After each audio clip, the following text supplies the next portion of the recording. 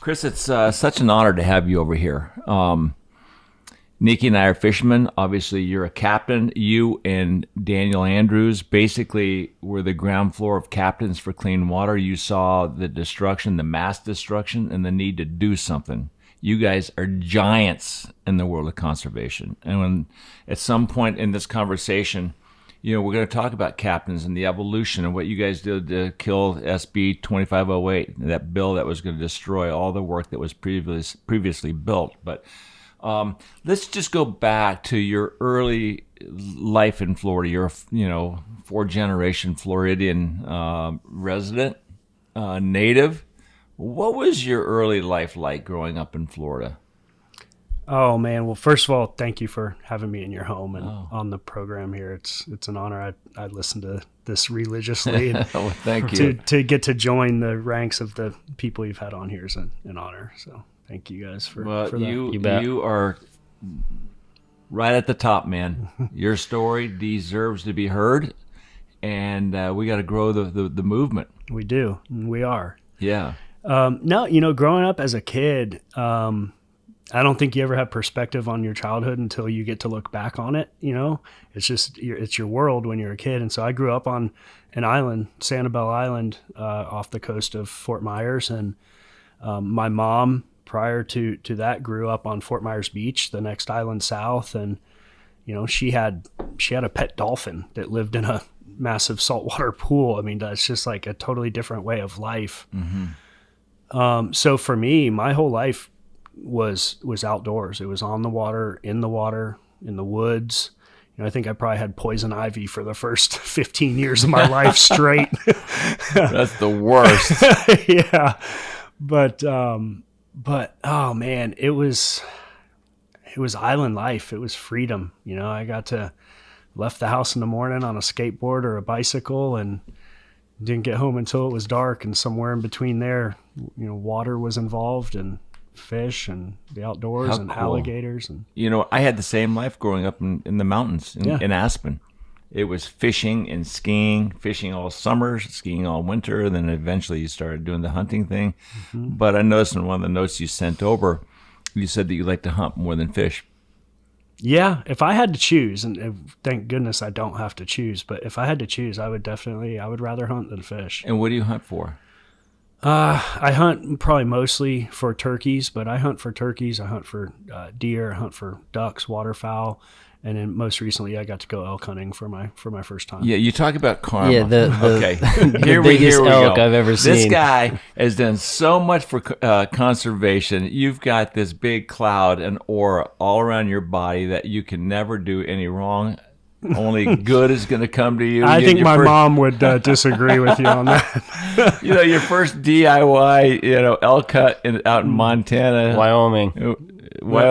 Yeah, you kill like a 375 giant.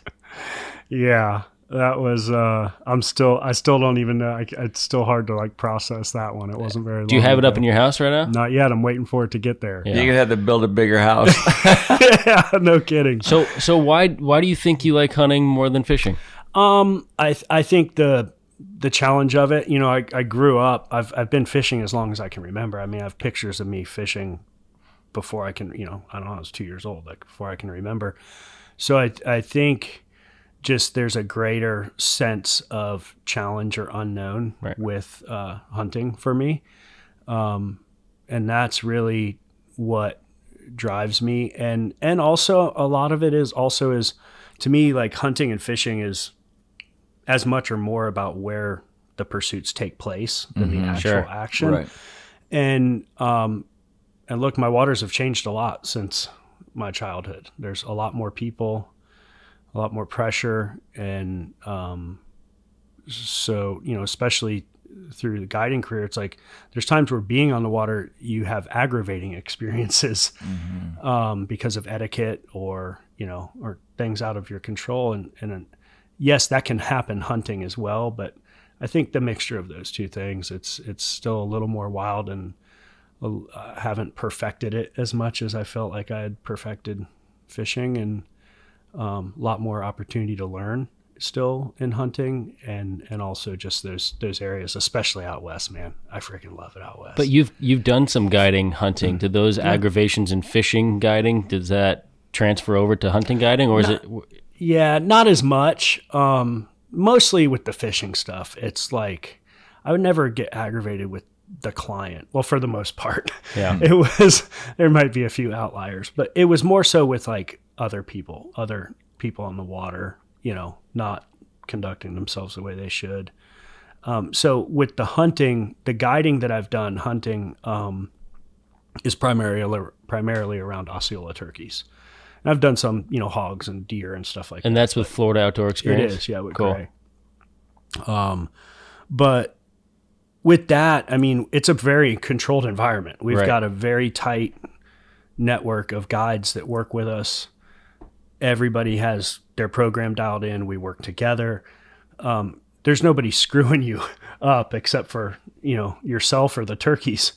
And so, no, you don't, we're on private lands and leased lands and stuff like that. So no, it doesn't really carry that same level of kind of, damn, we just worked for an hour to get on these fish right. And then this guy boat cut ran me by off. and Yeah. blew it all up. Yeah. What fish do you mostly gravitate to? Tarpon. But you're as a captain, you were fishing year round, so it would evolve with the seasons. Yeah, and it evolved with my career and my experience also. As a kid, I was like a snook fisherman. I fished the mouth of the river for giant snook. And so in the beginning of my guide career, it definitely was more primarily like big river mouth snook and redfish, more so than it was tarpon. And then I kind of transitioned into red fishing, moving away from shorelines and trees and more into open flats and perfecting kind of that sight fishing game. And then as my career progressed and I progressed as an angler and my clientele changed from, a tourist who wanted to go fishing one day when they were here to people who were crafting their entire trip around multiple days of fishing, then that changed and my focus began to shift. And towards the end of my career, it was primarily, tarpon and some permit offshore on our wrecks. And in the fall, big schools of redfish. You're also a diver. Tell me about your diving experience. And you said you dove in the Boca Grande Pass, Bahia Honda.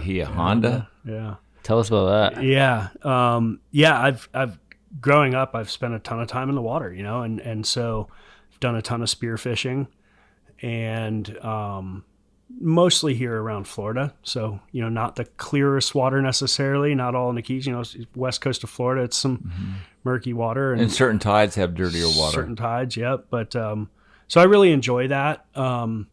Interestingly, when I tournament fished for a number of years, and in that it was red fishing, and so in that world of competitive tournament red fishing, I was constantly trying to look at like what could I do to give myself an edge up on the rest of the field of these other 50 teams. And so one of the things I figured out that traveling around the Gulf Coast from Texas all the way to Florida was that deep water redfish were less affected by changes in environment. So like temperature, cloud cover, things like that. And so I started to figure out how to dial in deep fishing for redfish in 20, 30 feet of water. And that started in the Panhandle, Florida, where I started bringing scuba gear and diving some of the bridges to find big redfish schools that were holding on channel edges. And it worked. So you were trying to figure out where they lived down there? Where they lived, where they held on what part of the tide in order to then roll in and jig for them. And target them. 20, 30 feet of water. And it didn't matter if it was blowing 5 knots or 25 knots. They were holding on certain parts of the bridge during certain parts of the tide. And so that's really what got me diving Boca Grande Pass, was wanting to figure out those fish. I started just looking at diving not just as a recreational thing to spearfish, but I started looking at it as a way to learn about fish behavior in their home and go down into their home. Before we go there, because I got a couple of questions about the passes. How did your results change by that information in the tournaments? Um, Did you start winning a lot? yeah, in like the redfish tournaments, it just gave me better, more options, more kind of insulated me to environmental conditions changes, so that even if maybe that wasn't where I was going to get my winning fish, maybe I had much heavier fish in the marsh that I was sight fishing. But if I had a fallback where if the weather blew up and that sight fishing game went away, which was very natural to me as a Florida, sight fishing guide, if that went away, I had these fallbacks to go fish, deep water jetties. And even though I, would definitely paint myself as a sight fisherman and that's my strong suit, in those tournaments, the tournaments that I, started to really excel in were ones where I went and ground out fish in deep water when other teams were struggling. Was the sonar not as good back then? You couldn't see him on the sonar? Yeah, one of the funny things is, so no, it wasn't as good. You definitely did not have what we have today with like the imaging, the side imaging, things like that. But it's funny. One of the first times that I really did that, I was in Galveston, Texas, and there's a huge jetty that runs miles out from Galveston Bay. And so you're talking about something that's miles long of structure that falls off, from the jetty coming out of the water, that falls all the way off to 20 feet deep.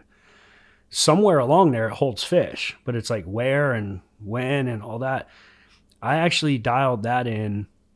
And when we did that, I didn't even have a bottom machine and GPS on my boat. I was like, it was in the early part of my career. I think it broke or something. So I was just out there, and I remember getting on a bite off the ledge and triangulating this rock to that tower to find the position of where I was in that 4 miles so I could repeat and go back to that same spot. Interesting. And I think after the second day, so those format of those Redfish Cup tournaments was you fish 2 days, full field, and then the top 5 teams move on to the third and final day to fish for the big prize. And so the second day of that tournament, I was in that top 5, and one of the electronics manufacturers that was at the tournament was like, heard about what we were doing. They're like, wait a minute, you're triangulate, like, hold on. And they put a unit on our boat overnight so we could look at the fish. They felt bad for you. Yeah.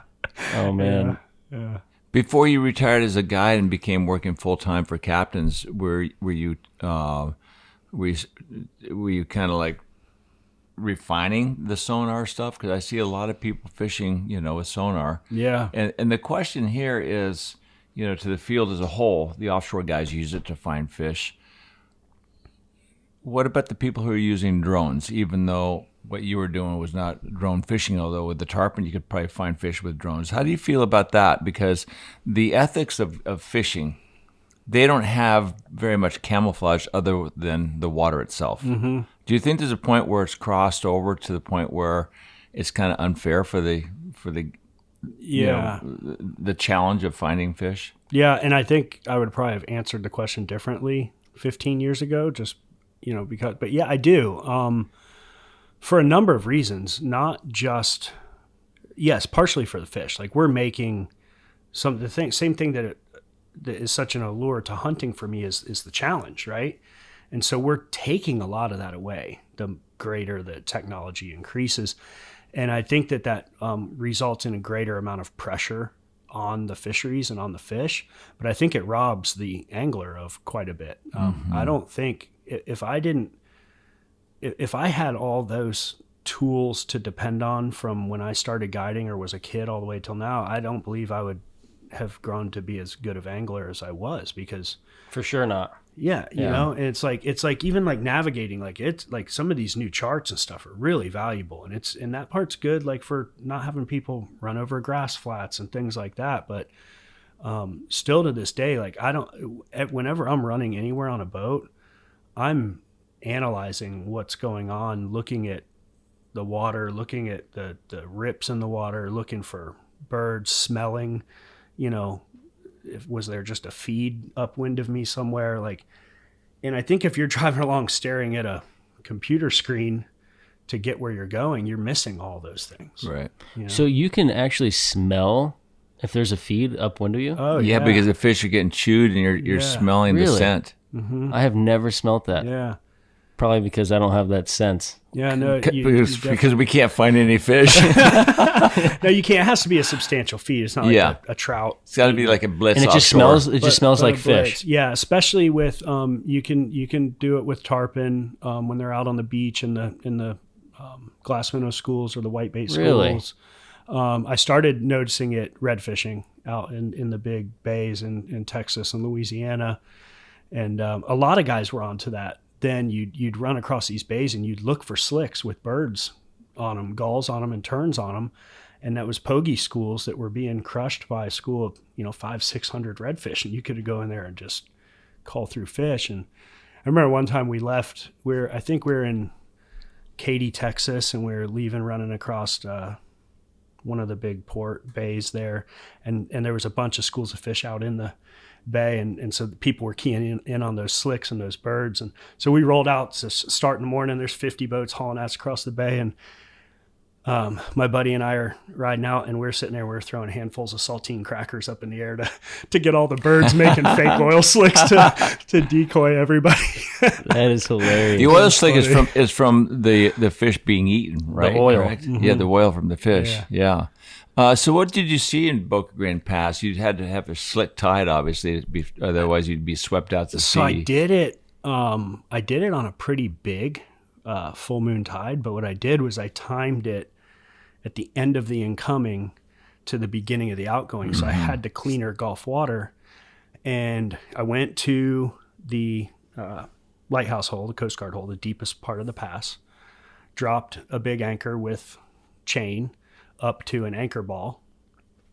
And I dropped it there knowing that's where I wanted to go down. And when I dropped it, the anchor ball was being pulled underwater because the current's so strong there. And so we idled around in the boat with our gear ready until that started to not get pulled so hard, knowing between the slack between the two end tides, of the incoming. And we went down that anchor line and rode the rest of that incoming tide all the way in the pass and until it started to go up into the hill. And then it flipped and started to come out, and we rode it all the way back out. Wow. And came back up. So, What'd you see down there? a lot of tackle? Surprisingly, we saw some, but that was probably the most shocking thing was it was much, much cleaner than I expected it to be. I don't know if and that was the time of the jigging. I don't know if those breakaways, if they dissolve or Sand gets pushed over them or something. even the amount of line and it's just, there was some, but it was nowhere near. I expected, I had multiple knives on me and stuff, cause I'm I'm going to get hung up in things down here. I need to be able to cut my way off of them. I had wire cutters on me and everything else, and it was a lot cleaner than I thought. I think, so I saw tons of tarpon. Did this at I think it was April 19th, I think I did it. Yeah, what would that look like? Seeing all those fish underwater, the big mass. Man, it was massive fish. It was as far as you could see them because they would kind of fade off, and you were still seeing tarpon and seeing their movement. There was a few times where, I'm hanging on kind of the ledges. I'd get down on a ledge to where the current was breaking over me, looking up at the tarpon, and there was a few times where everything would leave. And I'm going oh shit. Where's the hammerhead? Yes. Where's the bull sharks? Where's the man? Everything would leave. The grouper and stuff would go up under the ledges. The tarpon would go, and you're going, What was it? You? It was big sharks. It just they were there. Yeah. And you would just kind of barely see them. They would stay, on those outskirts. But it was cool, man.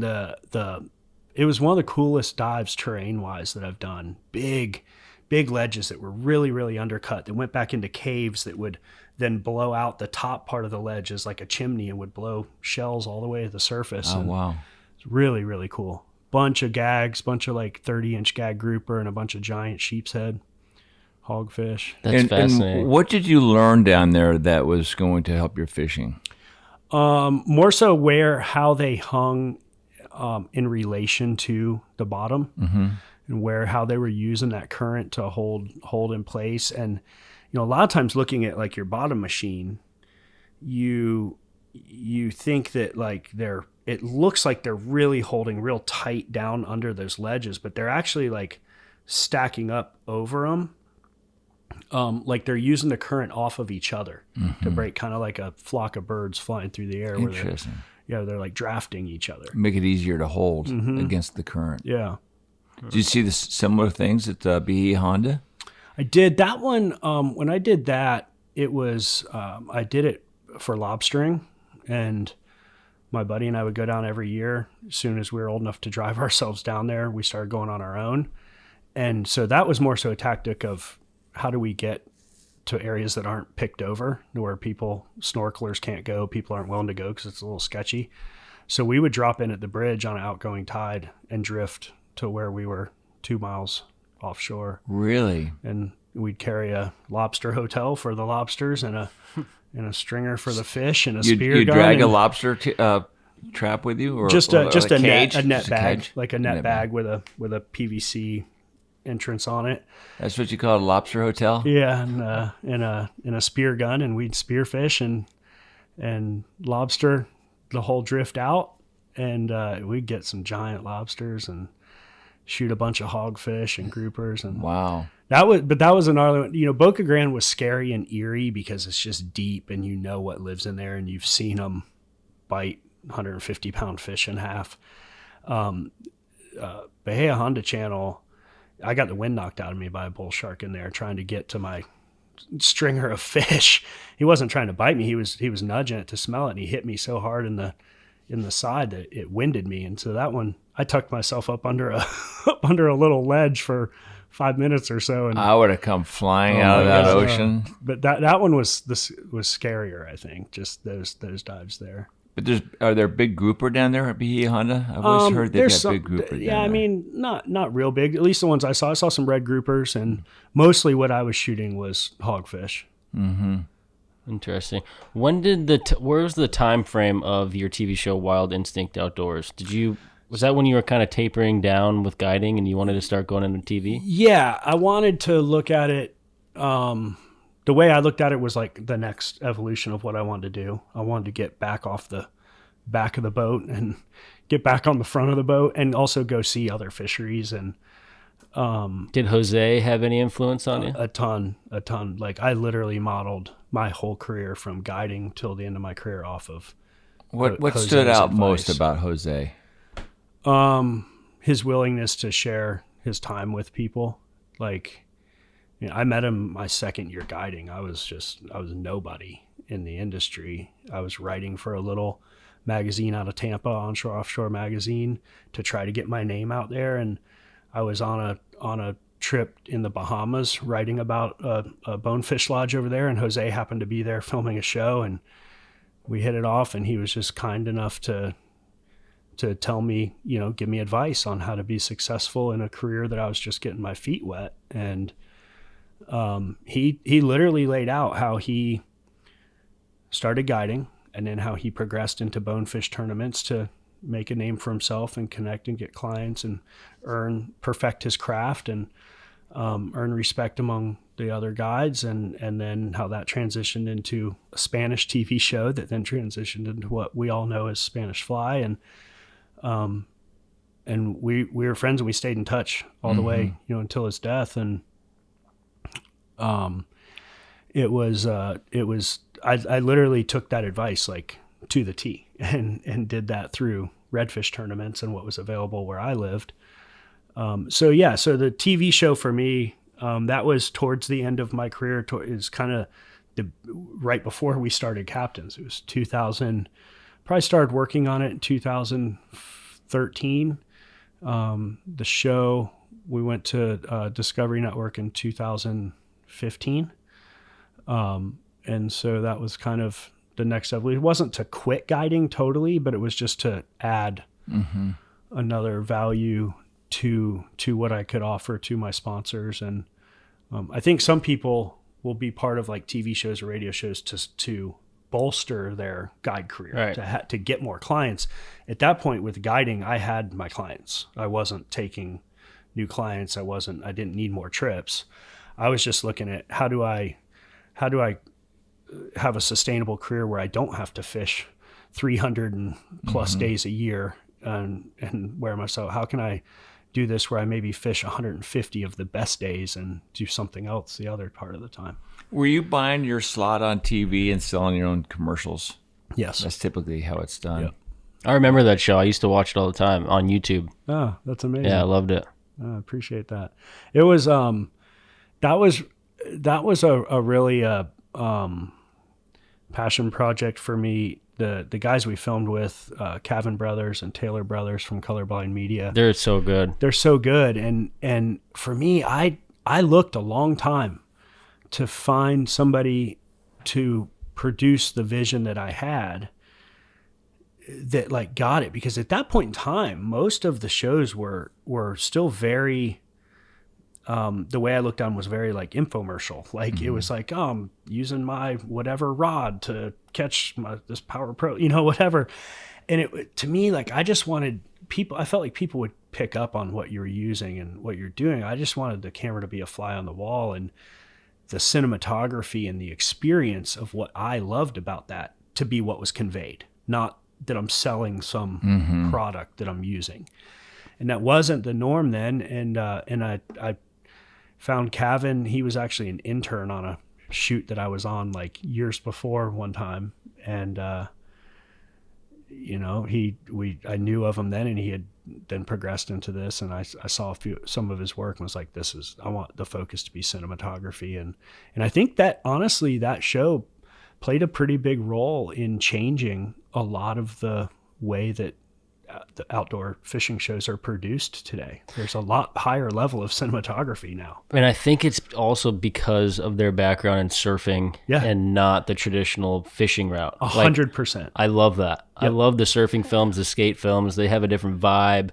They capture the story much different than completely traditional fishing TV shows. You're absolutely right. Yeah. I think that's the biggest thing, was where they came from, where they started, and that influence from the surf skate world. It was so refreshing to see that. Yeah, the first big video that Cavan made that went like viral was a surfing video at, I think it was Pump House, where it was just like cranking, and they made this sick video and it went viral, and I was like, they do great work. Love those guys. Yeah. How long did you see the environment start to slide before you guys had to come together and create Captains for Clean Water? I think it was in 2016. It was 16 when we founded the organization. Consciously, I saw the environment sliding probably around when I started guiding. So 99, 2000. That long ago. Yeah. But it wasn't consciously like we're in trouble. It was like I just was seeing the symptoms.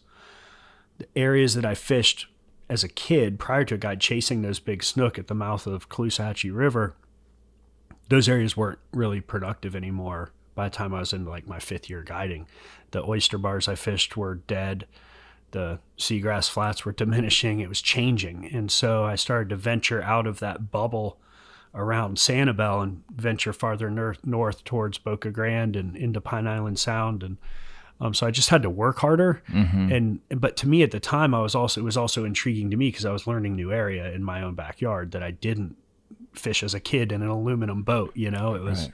So the real notice of like, man, things are changing and it's not good was probably like mid, like 2010, 2013 in there, where I was kind of like, things are not good. And then very quickly from that time frame, 2013, we had a big discharge event from Okeechobee, then again in 2016. And so that 2016 event was the one that was like, it's over. Something's got to change. Like something has to change. Did you contact Daniel, or did Daniel? No, Daniel contacted me. I think at that, what did he say? He was maybe in like his 4th or 5th year guiding, and we knew each other from guiding. But I think he knew me as somebody who had it figured out. I was, I'd was fishing those, redfish tournaments. I was sponsored by Hooters. I had a big program put together. And so I think he probably looked at me as like an established, like he's got it figured out. I think it was like his 4th or 5th year, but he called me. He was the one that was like, we have to do something. And it's kind of funny, like the new guy telling the guy, like, I should have been the one. The guys before me should have been the ones, but we weren't. But he was the one. And he called and he was like, I think more than anything, he was like kind of like worried, like scared and pissed off. Do you remember the first words that referred to this out of his mouth over the phone? I remember where I was standing. I was standing in my front yard, and he was like, we've got to do something. We're screwed, man. Like, and he, I think at that point was probably questioning his life choices. He gave up a full ride scholarship to college and, and dropped out of school after probably his first year or so to be a fishing guide. And, so I don't remember the first words, but I do remember the conversation was, we've got to do something about it. This has to stop. And I remember agreeing with him and also being like, I don't know how we can possibly, what there is we can do about it in the world we live in. Like, it's so overwhelming to it's think overwhelming. about. Yeah, it's like, dude, I don't know how we can How do you be start? fishing guides. Yeah, it was like this impossible task. Did you talk to anybody to help direct you and inspire you or mentor you as far as the conservation movement? No, not as far as the conservation movement, but to solidify that we better freaking do something. One of the first people we called was Dr. Aaron Adams, who was a good friend of ours. He spent a ton of time over there, lived over there part of the time. And for the people who are listening, he's a scientist for BTT. Yeah. And great angler as well, surfer, like, friend. And I don't remember, it's been 7 years now. I was back in 16, but basically what he said was, I don't know what you guys can do, but something better happen or else you're screwed. And it was not a reassuring thing to hear from somebody we respected, like Dr. Adams. Agreeing. Yeah. So, as far as like the conservation movement thing, we did seek out help and rely on like experts as far as people who could explain policy to us. And it was this learning thing. Neither one of us had experience in, organizational work, NGO work, or conservation work, any of that. We're just fishing guides. But because we didn't have a framework or a model that we were following, we just created our own. And I think that is part of what makes Captains different is we built something that was totally different because we didn't know what the standard was. Right. And it was all foreign. Yeah. We just ground. saw there's a void of people like ourselves who were being impacted, were aware of a problem, who cared about a problem, and still were not involved because there was no way for us to feel like we could make an impact. And that was like tens of thousands of individual stakeholders like ourselves were in the same boat. We talked to people and they all cared and they all knew there was some problem. Some of them didn't know why it existed or that there was a solution, but there was this void. There was science saying, here's what we need to do. There was an engineering plan saying, here's how we can fix this. And then there was this gap of public pressure. And so there was no political will. And so that's what we started to fill that void of, we're going to build the public pressure. And we started just through social media. Yeah, I wanted to ask real quick, that first conversation with Daniel, when you guys got off the phone, what was the first action that took place? Was it the Facebook group? I think we made a Facebook page. Yeah.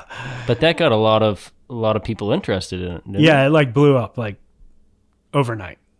What's that mean, blow up? What kind of? It went from like just a Facebook page to all these people joining it and following the page and commenting.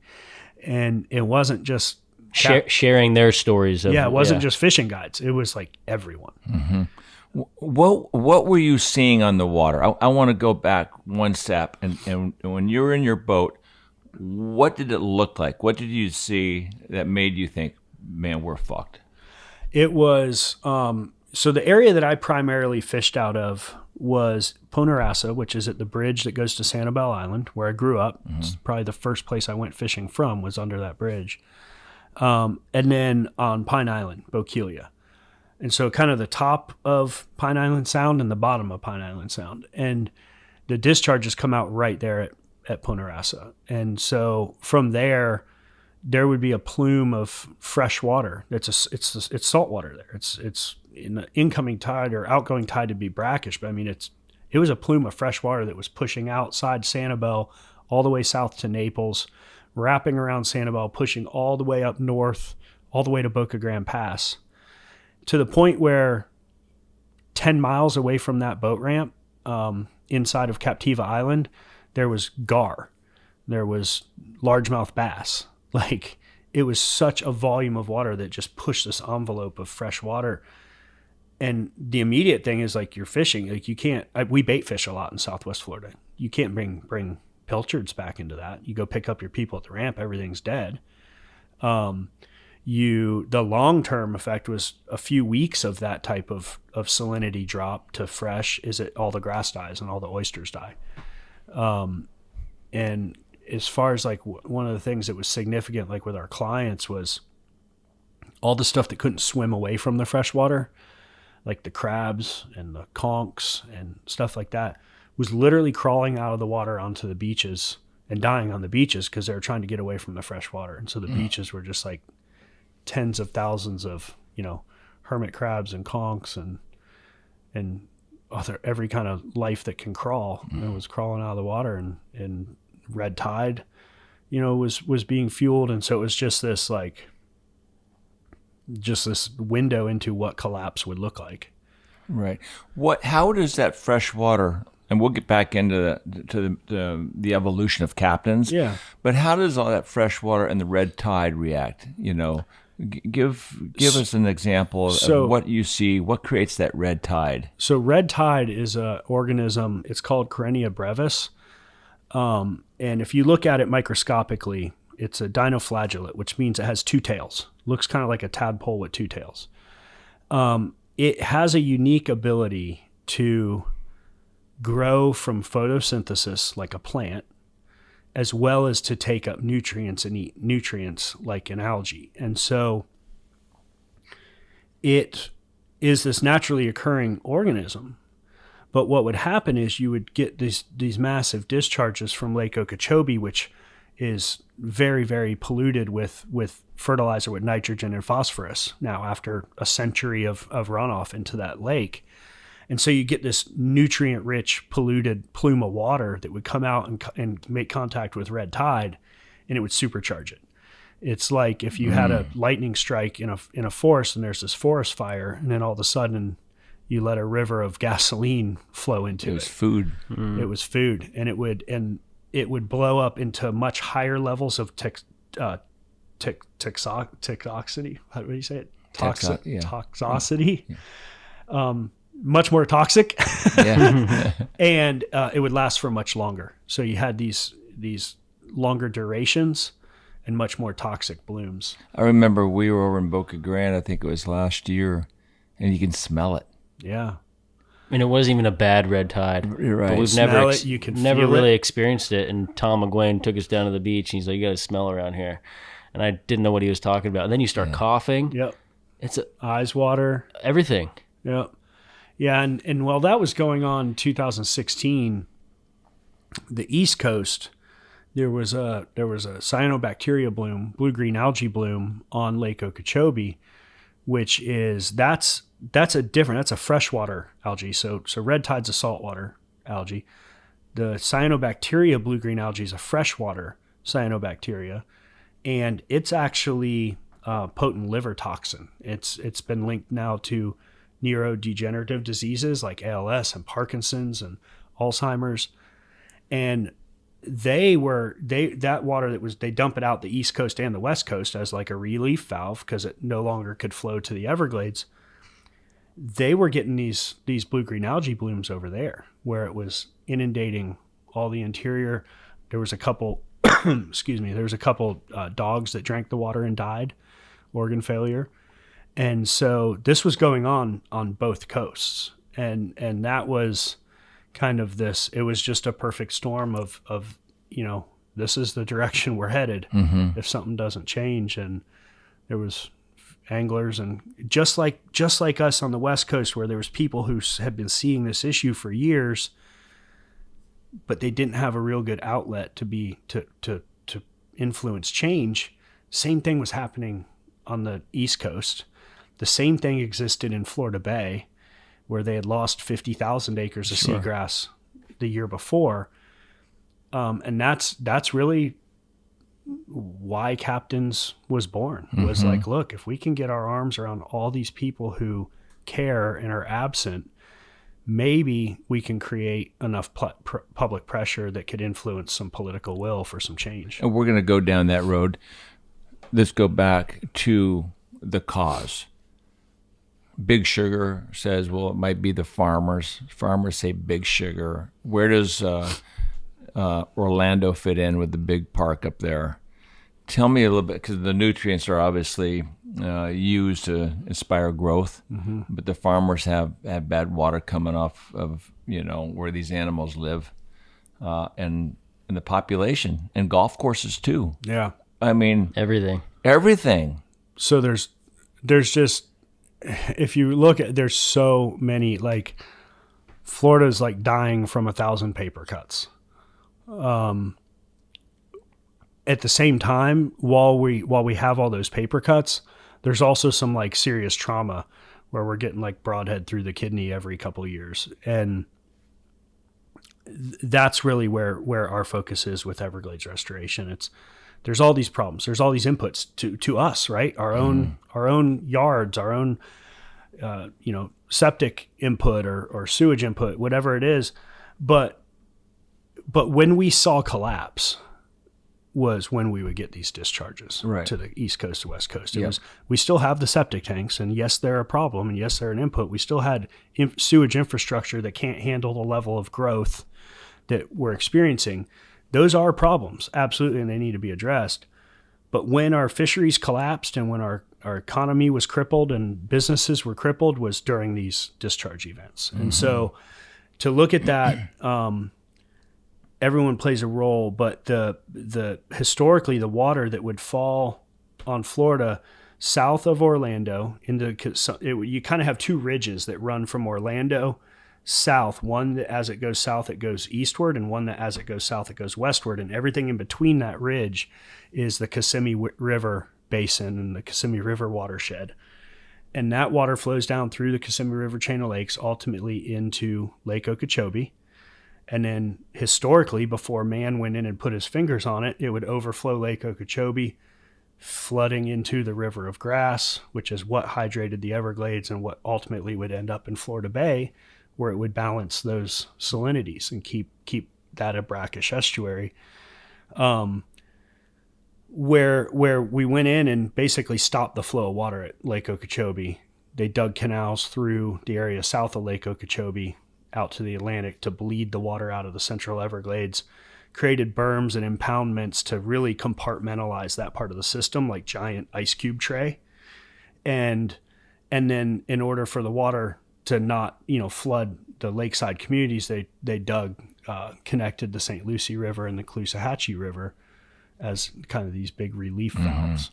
And so if you look at like the roles there, everything upstream has an input, but if you're looking at pollution wise, phosphorus loading, the majority of that is coming from industrial agriculture. And that's just also the nature of the landscape there. It's like 70+% industrial agriculture through that part of the basin. But it's not all necessarily from today's practices. We might be getting phosphorus inputs from applications on that land from 50 years ago.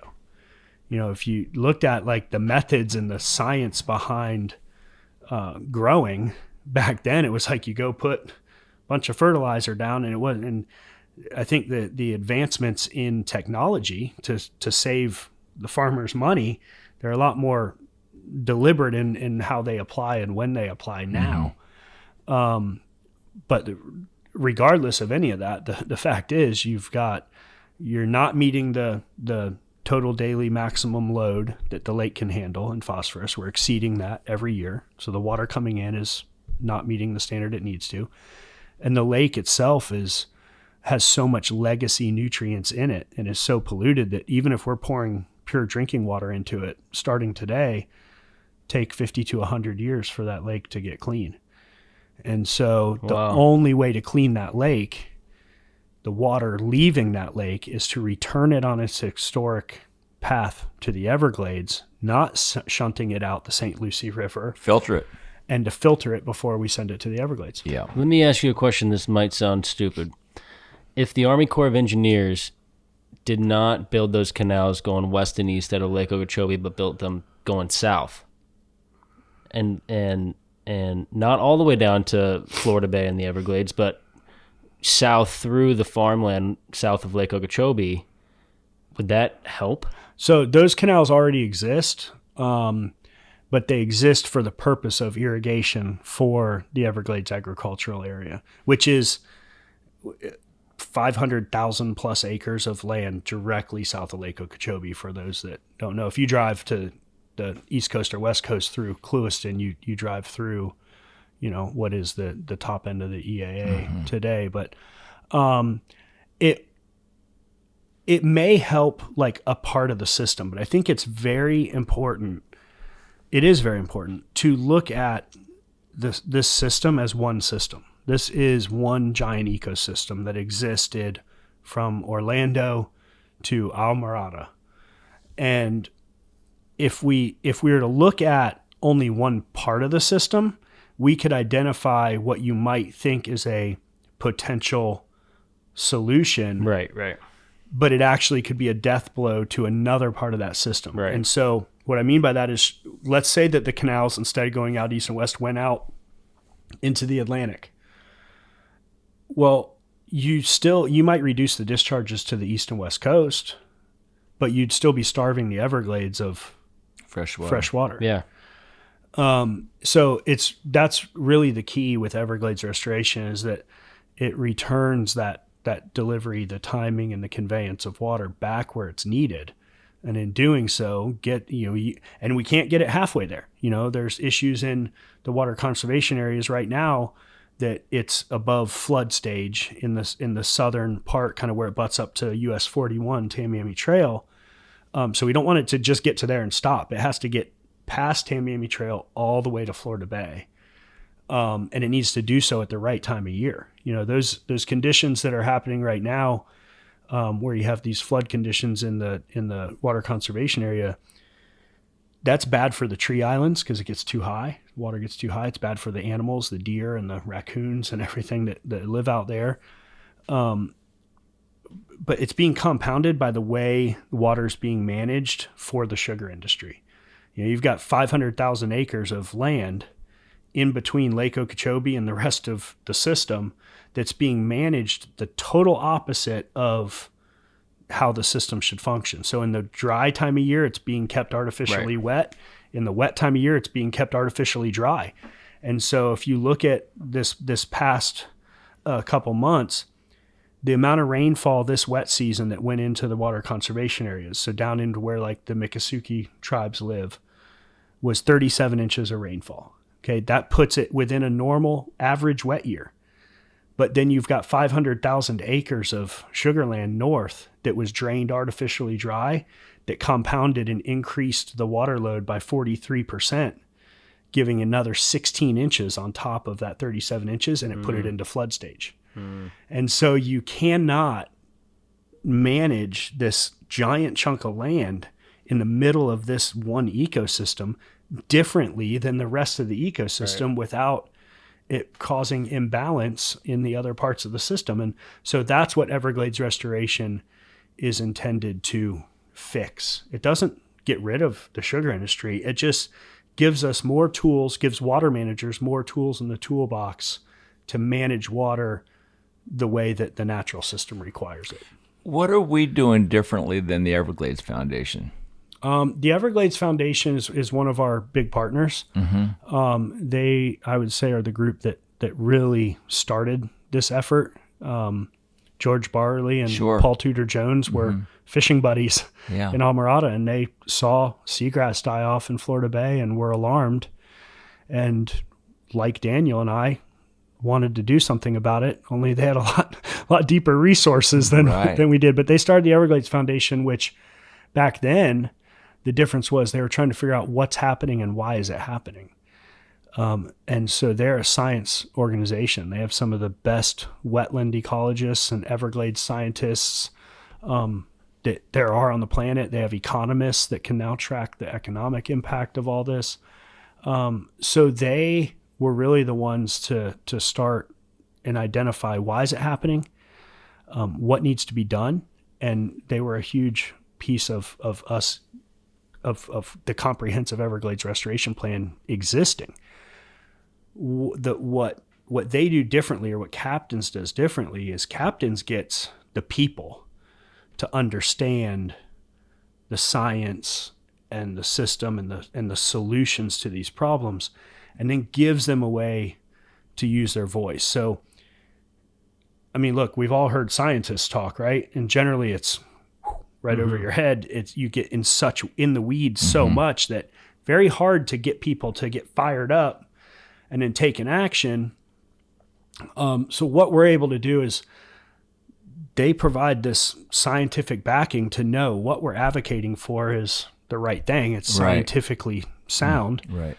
And we can take that and do a lot like what you guys do with Millhouse, is you can tell stories about how people are impacted, how different people from different walks of life with different careers are impacted differently. And you can connect all that back to why Everglades restoration is important. And so we give the scientists a way to connect to the public, and then we create the conduit for the public to connect and create public pressure. And so that's kind of it's a perfect partnership. Right. There.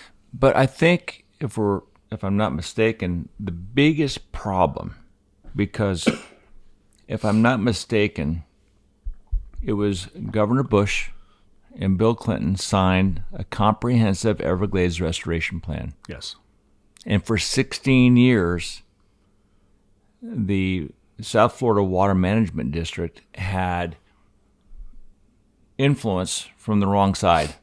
Yep. And there was a big anchor that was being drug along. So we couldn't really do what the plan was originally designed to do, save the Everglades. Yeah. And if I'm not mistaken, they had a lot of lobbyists that went into the board and had some influence through money to misdirect the water. Yeah, really yes. So what you have there is Everglades restoration, when you had this bipartisan effort with Governor Jeb Bush, President Bill Clinton, to restore the Everglades. Bipartisan support, partnership between the state of Florida and the United States of America, a shared partnership where they would cost share 50-50. The state would pay for half, the federal government would pay for the other half. And you had this plan put together and put into law in the year 2000 that they thought would take 30 years. And it's the largest ecosystem restoration plan ever undertaken in the history of the world. So it's massive. It's a suite of projects that would take 30 years to complete. Was there a budget? Was there a number on that was going to be allocated? Yeah, there was. And as those projects go, everything gets more expensive. Sure. And so there's something called the IDS. It's the Integrated Delivery Schedule. So it's basically the list of projects and what order where they fall in their construction. So you have these two agencies that are responsible for whatever their portion of Everglades restoration is, which is the South Florida Water Management District on the state side, and then the Army Corps of Engineers on the federal side. And there was two big shortcomings there. One, also the Army Corps of Engineers is responsible of how the water is managed, like when we send water and where we send it. And their primary responsibility is flood control. Flood control doesn't necessarily align with what's happening environmentally. We need to dump the lake because it's too high and there's a red tide bloom on the West Coast. It's going to make it worse. So with having blinders on of flood control's our only responsibility, you cause greater harm in another area that's just because it's not part of your scope of responsibility. So that was a problem at the Corps. Problem at the Water Management District was the board that was directing that agency, appointed by governors, it was largely influenced by sugar. There was people from sugar that were on the board in the past. And so water was being managed, kind of prioritized, and sugar was getting the number one priority of when we get water supply, and they were getting the number one priority for drainage of when we get to drain our fields. And then the environment and everything else came second to that. And so for a long time, you had this water management that was favoring the sugar industry, and the result is what we've all seen. The other kind of piece to that is you're talking about massive infrastructure projects, right? You're filling in canals that are tens of miles long. You're taking down berms that are barriers to flow. You're building bridges along Tamiami Trail to let water flow past that roadway now. You're building reservoirs to store the water. You're building filter marshes to clean the water. Requires billions of dollars. And for the first 16 years of Everglades restoration, there was insignificant funding from the state and from the federal government. Sugar enjoyed that because it meant more of the same, status quo, perfect growing conditions, perfect drainage conditions. The whole rest of the system suffered. And so looking at it, that's kind of where captains fit in, was you have this plan that was put into place that was a bipartisan effort. This wasn't Republicans or Democrats on opposite sides. This was everyone together saying, we're going to do this to save the Everglades, to save our coastal economies. And even with that happening, it wasn't moving forward at the rate that it was expected, that 30-year time frame. And the way that it was primarily being delayed was a lack of funding. And so if you had the sugar industry, who's one of the most powerful political lobbies in the country and in the state of Florida, lobbying lawmakers to keep it the way it is, the easiest way to do that is just not appropriate money to build the projects. Right.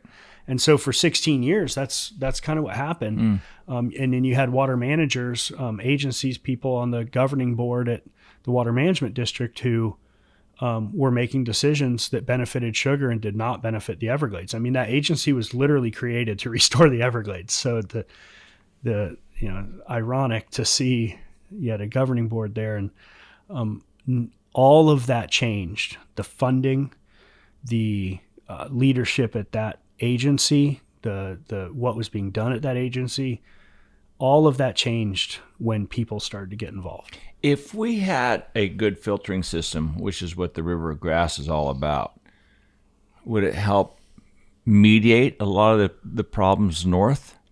The farming, and the nutrient issues. The nutrients in the lake itself. Yeah. I mean, that's what the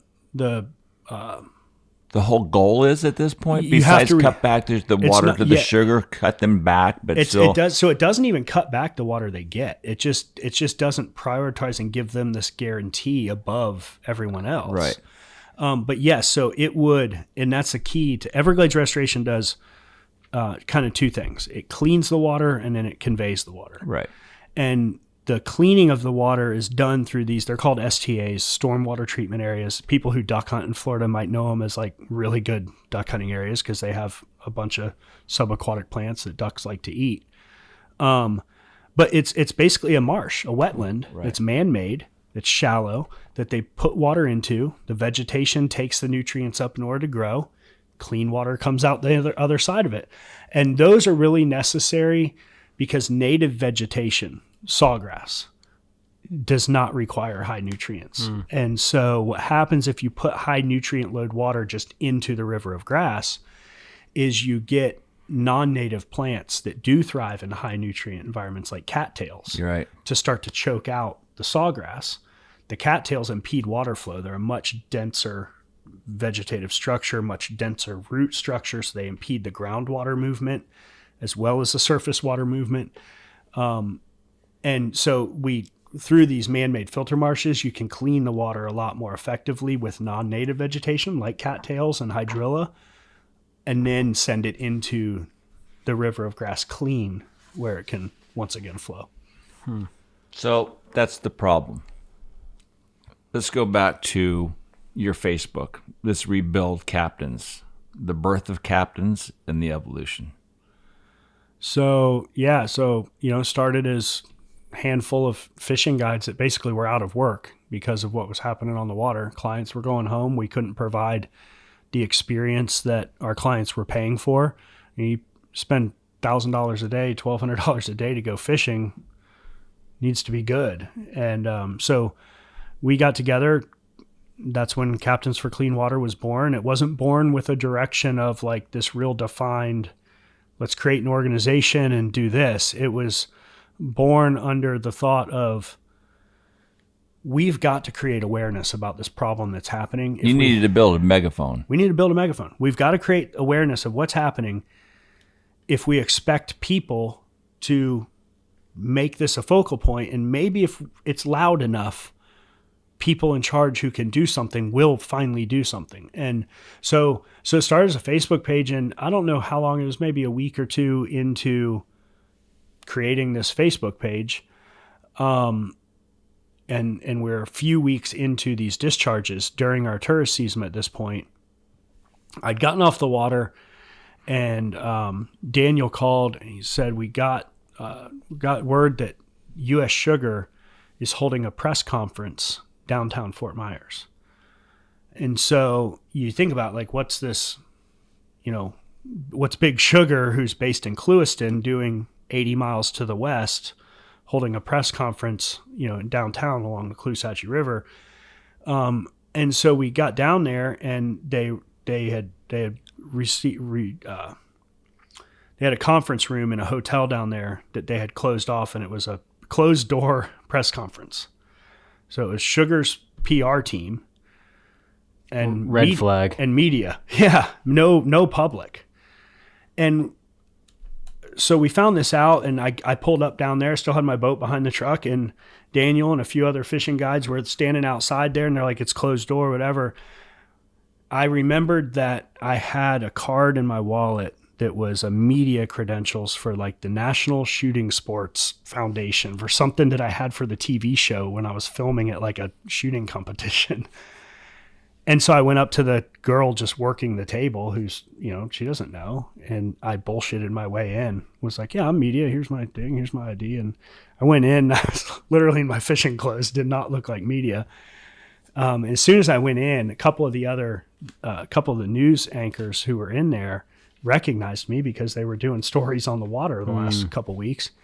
They kind of looked at me and got a little smirk out of them, and as soon as I went in, the public relations director from U.S. Sugar came up to me and was like, who are you?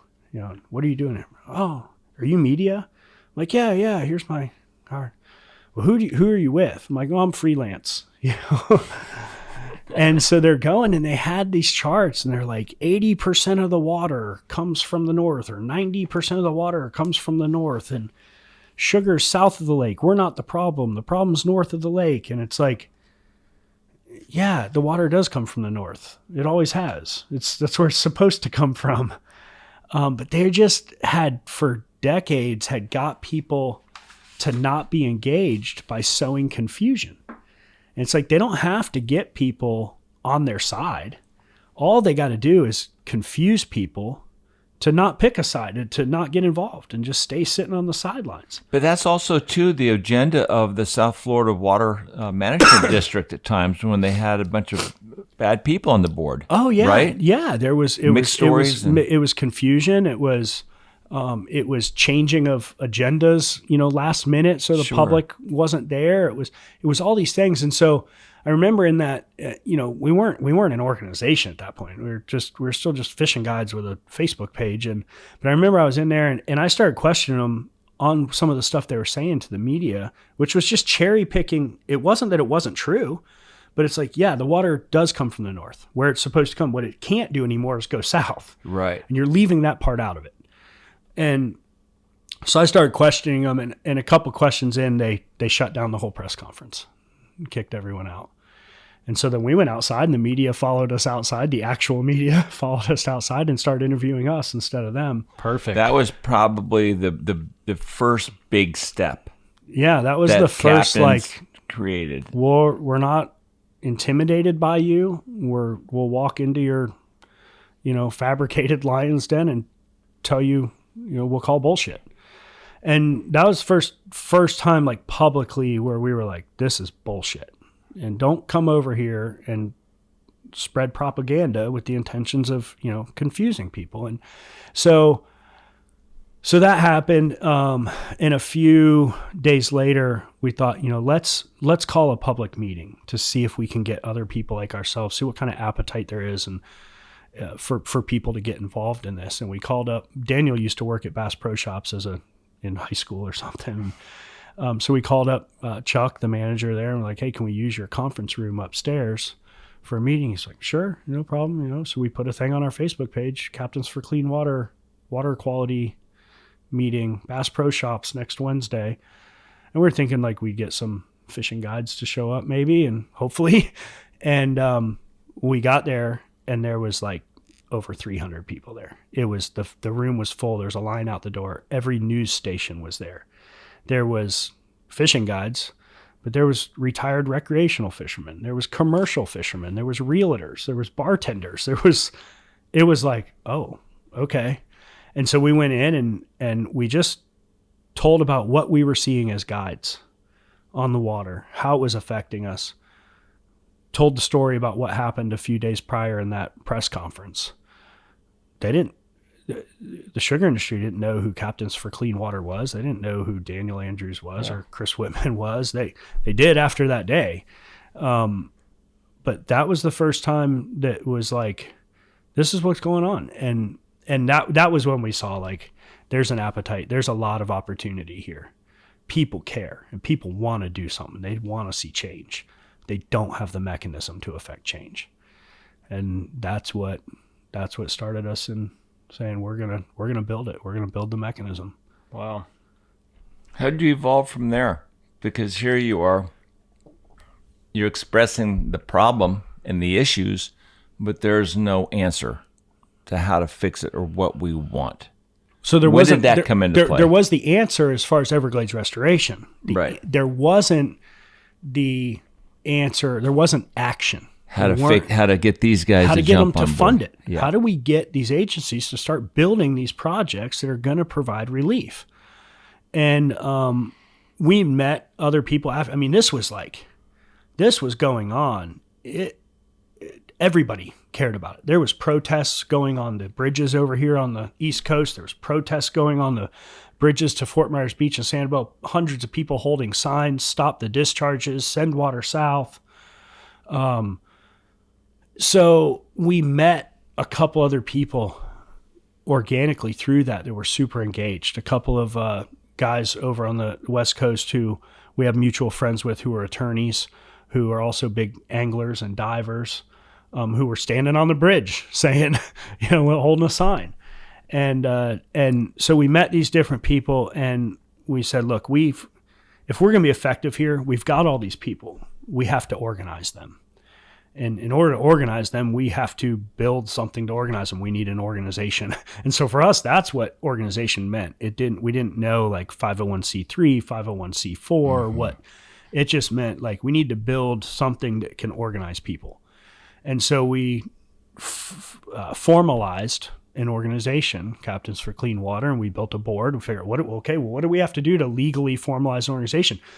We'd be on the news talking about these issues, and we'd see people in the grocery store and they'd come up and put $50 in your hand and be like, go fight for us. It's like, well, wait, we can't just be like taking money from people. Like we need to do this the right way. So we built an organization to where people could support the effort and we could organize people. And in order to do so, you create bylaws, you create a board, and we brought a group of people together that could help us do that. And who knew how to do all that? We had a board member that came on, couple of a those businessman. attorneys that were involved in the beginning, and that wasn't their practice of law, but they were able to research it and go, hey, set up this type of corporation for us. Right. And, so they helped us kind of get off the And then you have to ground. get into the fundraising. Yeah, but that's never really been. Did that come easily? Yeah, it's never really been something that we don't have a big fundraising team. We have. Do you have a lot of overhead? I mean, We you've do. got 20 some employees, right? Yeah, we do. We have a lot of overhead. We in order to produce, the outputs from the organization to get hundreds of thousands of people involved, we reach millions, tens of millions of people a year. It takes a lot of people to do all that. Yeah. So we do, but the thing about this is this is a movement of the people funded by the people. And from the very beginning, where people would walk up to us and be like, I saw you went to Tallahassee. Here's $100 for gas, to today. Right. It's people who are affected collectively funding the effort for change. And that's because of that, we don't have that standard model of like sponsorship levels for outdoor brands. Right. We don't have like, for this much, you're a gold sponsor or a platinum sponsor.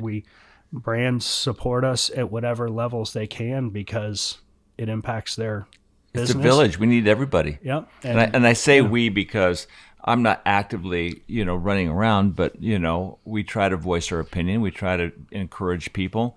It's like, I think the biggest victory that captains had was when we all went up to Tallahassee and got DeSantis to veto the bill, SB 2508. So talk a little bit about that, what that bill was and how they shoved it like 12 hours before the vote, what that bill was going to mean if it was passed, and how you guys got it defeated. Yeah, I think that Senate Bill 2508 campaign, that deal is the most concise, prime example of a proof of concept of the voice of the people being the catalyst to influence water policy. But I think we should, even before we go right into that, back up and look at, what were these hurdles that existed prior to Captains for Clean Water. And you look at like the water management district at the governing board at the water management district. The people on there, when we started 2016, the heart of Everglades restoration, the biggest project at the heart of all those 68 projects is this EAA reservoir. It's a massive reservoir, larger than Manhattan, that will take water from Lake Okeechobee, clean it, store it, and then send it to the Everglades in the dry season when it's needed. That reservoir needed to be built at the bottom of the Everglades agricultural area where sugar is grown. So it's the most politically challenging of all the projects in Everglades restoration. And so for 16 years, it sat on the back burner with nothing happening.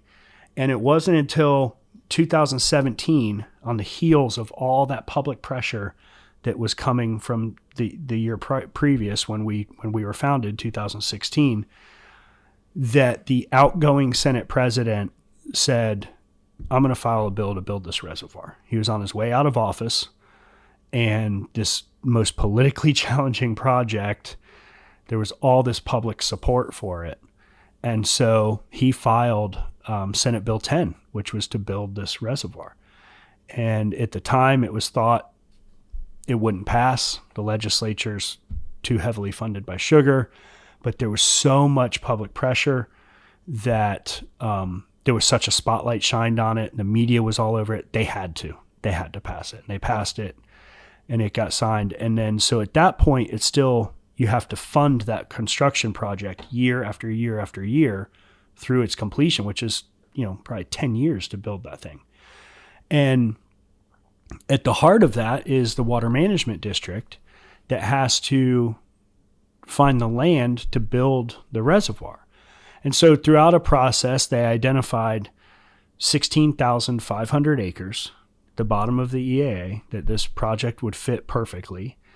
And it was owned, the land was owned by the state of Florida, owned by the taxpayers, but had been leased to the sugar companies, to Florida Crystals, to grow sugar.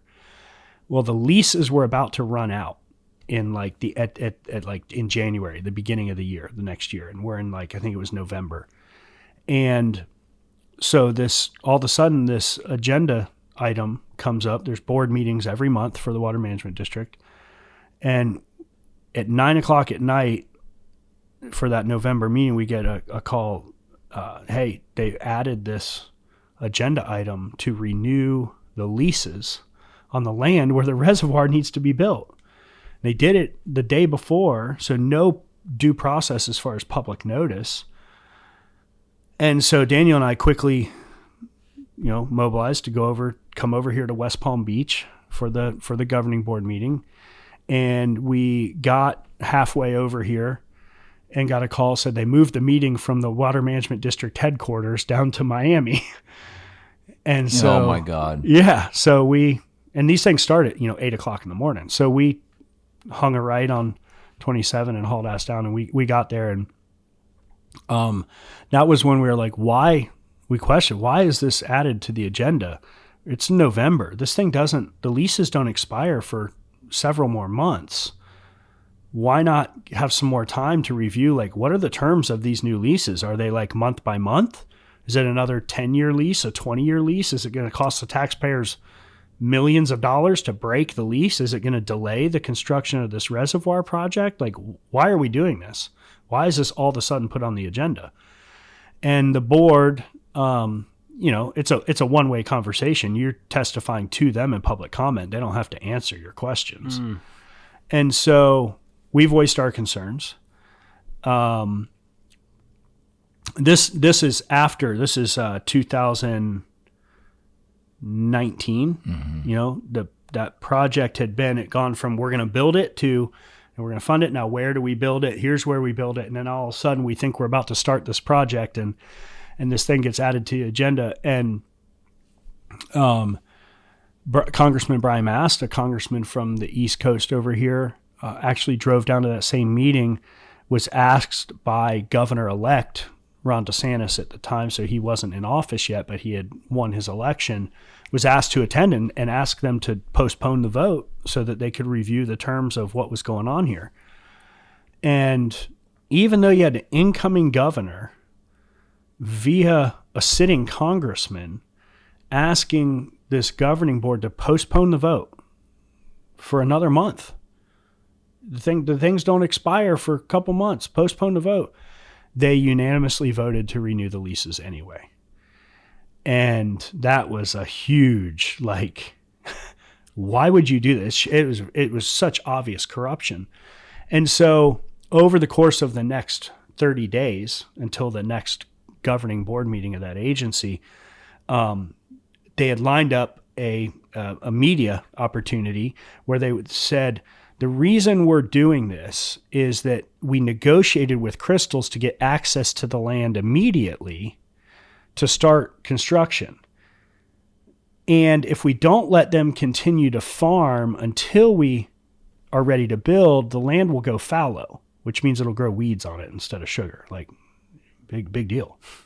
What does that matter? And so we're like, well, this just doesn't make sense. And so they had a bunch of media out to the site where they had these two big D8 Cat bulldozers, front end loaders, and they were scraping topsoil. And they said, look, because we did this, they've already let us on the land and we started construction. And they had media out there and telling, this is why we did this. This is why we renewed the leases. And it's like, that just does not add up, dude. Mm-hmm. And so we went flying, borrowed a plane from a board member, and went flying over the area that they apparently started construction. And they had scraped 80 acres of topsoil, and there was no more construction equipment. There was no porta potties. There was no workers. There was nothing. They did this one-day photo op with the media that said this is why they did it, and then they returned the equipment. And so between there and the next board meeting, there was public information requests, and we found the rental agreement for that equipment that was only rented for one day at the cost of like $80,000. Wow. And if you're starting construction, you're going to need equipment more in one day. And then we found internal email from the council at the district to the board saying, I've tweaked some of the language and to make it look like we did this to expedite construction instead of doing Florida Crystals a favor. And so when we went to that next board meeting, we were armed with this information. And they were, again, justifying why they did it. And as they're doing so, fishing guides and people, business owners in the back of the room were mumbling under their breath and whatever. And one of the board members from the dais said she would appreciate it if the peanut gallery would keep it down. That was Melanie Peterson. It was. And so naturally, as we all went up to do our public testimony, we let them know that we were proud members of the peanut gallery. And we read the internal communications that said, this is exactly what you guys are doing, and shined a huge spotlight on the corruption there. And in doing so, built that public pressure, which is what Captains for Clean Water was built to do. We created public pressure, and when DeSantis took office, in his first 24 hours, he demanded the resignation of that entire governing board. But I think during that original conference, you demanded their resignation. I did. I don't have any power to do so. But I think he said, and I am a proud member of the Peanut Gallery, and I demand your resignation. I mean, yeah, it doesn't have any merit, but I demanded it. Were you scared when you got those words out? No, I was pissed off, man. I was freaking pissed. You had so much fuel. It was awesome. I've never been scared in this. Just angry. Especially when you're talking to liars. Yeah. Just angry. But so that was the first test of what we believed was, if the public was involved, change would happen. Mm-hmm. And that was the first proof of that, was that changing of that governing board, that agency. And that showed us, like, we're right. If the public gets involved and stays involved, and we got to figure out how to keep them involved for who knows how long, forever. Yeah.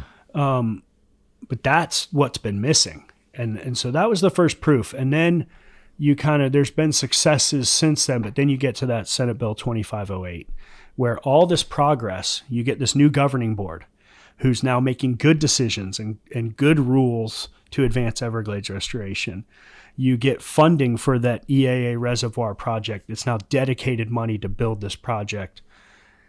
And all of a sudden, on a Friday night after hours, this bill gets filed by Senate leadership on behalf of Sugar that is a conforming bill to the budget. So it's attached to the budget.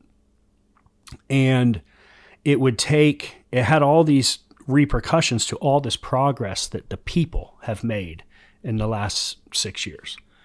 And it would take the rulemaking ability of that governing board and make it to where they had to have their rulemaking ability approved by the state legislature, who Sugar can influence. It would take the way that the reservoir the water's operated, and would give priority to the sugar industry, basically giving them access to the water before water would be available to the environment. And then it took the funding to build the reservoir that was dedicated for that one project. It would make it available to use on other projects. So you defund the project by spending the money on something else. And so this bill was filed. When it was filed, it was invincible. The word on the street in Tallahassee was, it's unbeatable. It's an invincible bill. It is filed by Senate leadership.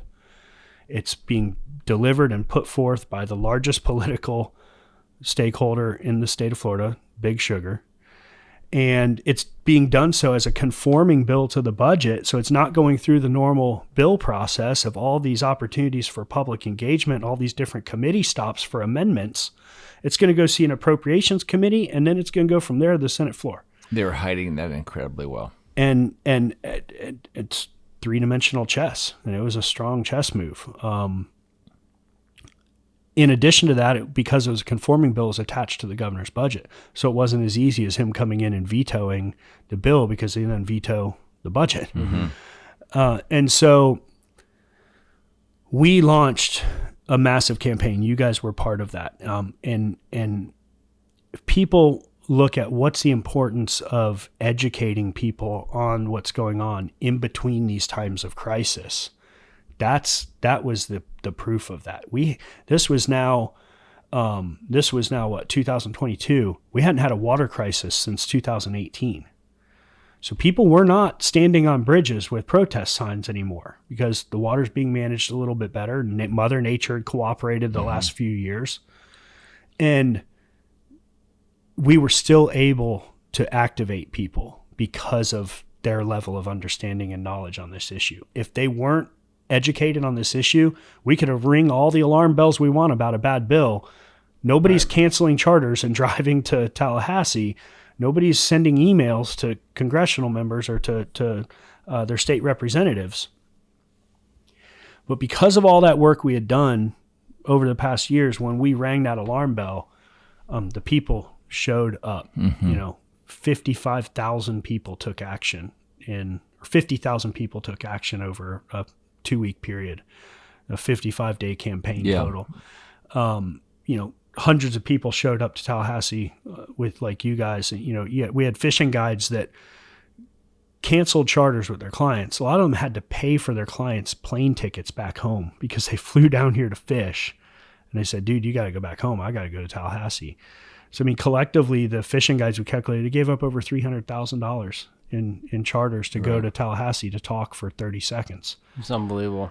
And that public pressure created such an environment in Tallahassee that the Senate amended their own bill without negotiations from us, without negotiations from the governor. They amended the bill on their own. They removed the language tying it to the budget, which made it vetoable. And then the word up there was, there's 3,500 bills filed in a session. They were like, the only bill they're talking about is 2508. You guys are burning this town to the ground. Like it's chaos up here. And we launched a campaign. So first we launched a campaign. We went up, all the fishing guides were trying to testify, and they were saying, you don't know what you're talking about us. We made a video called Kill the Bill as a parody off of Kill Bill. And we made this film and we made it using some of the footage from the Florida channel, which is a taxpayer-funded channel that's run by the Senate. And we used footage from that channel that we pay for in this film, and we got a cease and desist from the Senate threatening criminal charges for using their property. That's awesome. Yes. That's awesome. So, we took that, we did the logical thing, and we made Kill the Bill Volume 2. and we just turned up the heat, man. And they're trying to censor us, and we made that censored campaign where everybody would be holding fish, and instead of the fish, you'd put a censored bar over it. And we just built the biggest campaign that we've ever built. And 55 days later, that bill was vetoed, and we achieved what we were told was impossible, even 4 years after a water crisis. So that was something that just, 7 years in now, it shows like this is what was missing. The first 16 years, this is the people were what was missing. And, was that the greatest victory by far? Yeah. Yeah, it had to have been. Yeah. So what happens now? They got it vetoed. So what's happening with the reservoir? It's under construction. And all that. Yep. You're moving forward. It's under construction. There's record funding from the state, record funding from the federal government. The filter marsh portion of the reservoir, the 6,500 acre filter marsh, is nearly complete. It'll be operational by beginning of next year. The Army Corps is about ready to award the contracts for the embankment project, which is the largest single contract the Army Corps has ever awarded in the history of the Army Corps of Engineers. So it's being built. That's awesome. Amazing. What would have happened without Captains for Clean Water? I don't know. Right? I don't know. And I think not without Captains for Clean Water, because but the Everglades it's without the people. It's without the people that took action. Well, the people are the Captains for Clean Water. When I say Captains for Clean Water, it's not the organization. It's the Army. Movement. Yeah, yes, it's the absolutely movement. It is. Because the Everglades Foundation wasn't doing that. Yeah, that's not what they do. They were very involved, and they were up there. They have lobbyists. They were up there pushing, but you got Senate leadership that put forth a bill, and for a sugar industry that has 72 lobbyists, that's handing out millions of dollars in campaign contributions. The only thing that stopped that bill was public pressure. That was the only remedy. We're not going to go dollar for dollar. There is no other lobbyists to hire. The sugar industry hired them all. It's, Right. yeah, that was, and that's what we have. That's our power. It's David versus Goliath, and it's a collective. That's our power. Because originally I was thinking, because we have Bonefish Tarpon Trust, they do their thing with habitat and fish restoration and the healthy environment with the fishermen. Science, but it's based on science, and they are awesome. The Everglades Foundation, they are awesome, and Captains for Clean Water.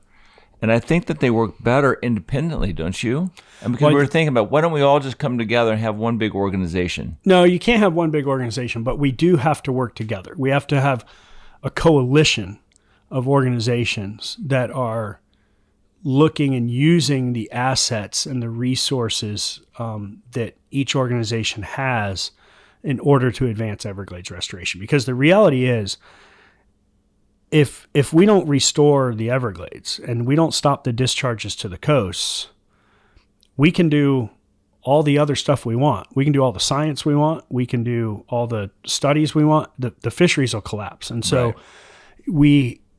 it's very important. The work that all these other organizations do in the outdoor space and even outside of Florida is critical work. But it's not like we all have to try to do all like Captains doesn't need to do science also, right. But we have to coalesce around each other, especially when it comes to policy that will affect the work of every organization. And when it comes to Everglades restoration, when there is a calling all light the bat signal moment like 2508, everybody has to mobilize. And it's a similar thing to that, is even though it may not be, Everglades restoration may not be like the direct mission of every other organization. When the alarm bells hit, when catastrophe hits, we need to have enough of a coalition with other organizations that they can pivot off what their normal everyday mission is and weigh in on this one. And a good example of that is like the hurricane stuff. And when we get hit by the hurricanes, Captains for Clean Water, since the beginning of the organization, has activated on hurricane relief. Hurricane relief is not in the mission of our organization, right? But it's something that when the catastrophe hits, the core of our community, of the angling community, gets impacted. And even though it's not our main mission, we have to temporarily activate on this catastrophe. And it's the same thing with Everglades restoration. When there's a water crisis or there's a political crisis that's going to affect this, everybody needs to plug in. Yeah. No, it's just what you guys have done is fascinating to watch and to see how it's evolved and how successful you guys have been. We've got a big gala Friday night over there near Naples, and we can't wait to be over there to help celebrate you guys. It's going to be amazing. Yeah. It's going to be amazing. Is there anything you'd like to add to this conversation?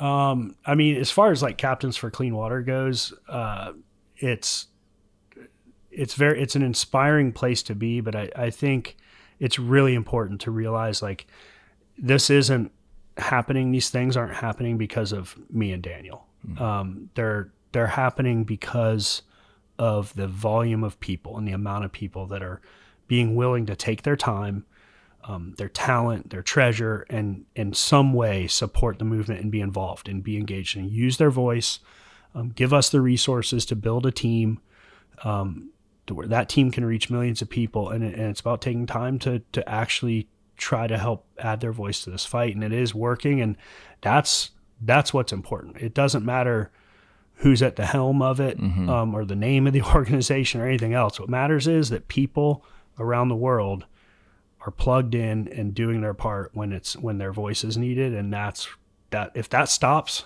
all this progress stops. So that's really, really important. Do you ever see yourself becoming that fishing guide that you once were again? Or is this your new dream come true, your passion that drives you every waking moment of the day? It's probably more meaningful. I mean, this is definitely my passion. My personality is like, I like to like try to perfect something as much as I can, and then try to move on to something else that I haven't perfected and try to perfect it. Like a lot like hunting and fishing. You like being a beginner. Yeah, I just like and that. Figuring it out. Yeah, try to figure out. And so who knows? Like I would see the ideal scenario is we get to a place where captains for clean water is not needed. I don't think that's reality. I think unfortunately we're gonna have to fight for this type of thing forever. And there's other water issues around the country and around the world that captains could plug this same model into if we grew to be able to have that kind of bandwidth. But as far as like being able, like even if the organization could operate and didn't require, all of my time, I don't know that it would mean go back to being a guide. For one, it took me 16 years to build that guide career, and I would be starting over. I mean, right. I don't have clients. But I gave them away. You go fishing, but you won't be a guide. Yeah. But I would see, I think that what we've learned and are continuing to learn through this process, we could be value in consulting to other organizations or movements that are facing similar challenges. I don't know. I have a 2-year-old baby boy, and I'd like to show him things of the world that I love. So I don't know, man. But like, I think as far as captains goes, it's hard to say. My focus is I got my head down. Mm-hmm. Our whole team goes into the office every day with passion and is grinding, and there is no way to see when that finish line is for us. We know it's way far out there, but we see the light at the end of the tunnel with it. And it's how could all of our viewers get involved? The biggest thing is the biggest value that listeners here or consumers of any of the products with, companies that support us like Yeti and Costa and stuff like that is to come into the organization. It's bringing people into the funnel where we can then educate them and get them to be an advocate and join their voice. So, joining our email list, signing up your email doesn't cost a dime. You could become a member. You can donate to the organization, help fund the efforts. It's any number of ways that people can plug in. But the big one is like, come into the organization. Give us a way to contact you so that we can educate you and so that we can let you know when we need your voice. We need you to send this email, or we need you to make this phone call, or we need you to drive to Tallahassee. Whatever you can do, as busy as you are in your life, we have a way for you to plug in. When a 2508 2.0 happens, we have a way that you can send an email to your representative and take you less than 30 seconds. When's the podcast coming? You guys should have a podcast. We've actually talked about that for a long time. We've kicked around names, like we have podcast equipment. I don't know. Eventually we're at a place. Yeah. We're at a place where we're constantly, we're still a young, small organization, sure. Yeah. In the grand scheme of things. And so we're at a constant place of capacity, and everybody's at the rev limiter, right, in our whole team. And so it's like, where do we fit these in, right, in a priority? Right. But as we grow, as we get more resources, as we get, a bigger team and more capacity, that's definitely something that I think would be long format. We do a lot with TikTok and Instagram and giving people bits of information in, 5 seconds. But to boil down the largest restoration project in the world, opportunities like this, long format conversations are certainly valuable. And I think that would be a great tool in the future. Well, Chris, thanks so much, man. We'll see you Friday. Yeah. All right, pal. Thanks for taking the time to come over here. It's been an honor. Thank you, buddy. Thank you, guys. And thank you for coming to New York 2 weeks ago. Of course. That was my pleasure. You're a good pal. Thank you. When I saw it's West Side Story, when I saw it's just alright. When I saw it's West Side Story, when I saw it's just alright.